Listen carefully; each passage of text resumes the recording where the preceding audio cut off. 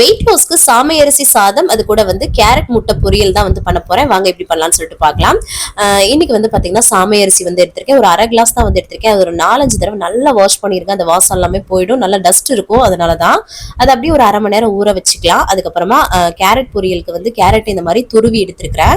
அதுக்கப்புறமா இந்த சைடும் வந்து பாத்தீங்கன்னா அரிசி, அந்த சாமை அரிசி ஊறிடுச்சு. ஸோ அதை வந்து குக்கர்ல சேர்த்துட்டு அதுக்கப்புறம் வந்து பாத்தீங்கன்னா அரை கிளாஸ்னா 1 கிளாஸ் அளவுக்கு தண்ணி, 1/2 பங்கு அந்த மாதிரி வந்து தண்ணி வச்சு விசில் விட்டுக்கோங்க, ஒரு 3 விசில்.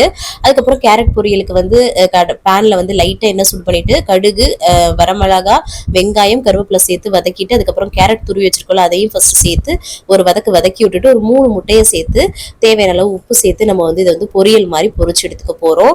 இதே மாதிரி மற்ற வெஜிடபிள்ஸும் பண்ணலாம். டேஸ்ட் ரொம்ப நல்லா இருக்கும். ஒரு புரோட்டீன் ஃபைபர் நிறைந்த ஒரு இதுவா இருக்கும். சரிங்களா? அதுக்கப்புறம் சாமை அரிசி சாதம் எவ்வளவு சூப்பரா இருக்கு பாருங்களேன். அதுக்கப்புறம் இந்த மாதிரி தாங்க சாப்பிட்டேன். தேங்க்ஸ் ஃபார் வாட்சிங்.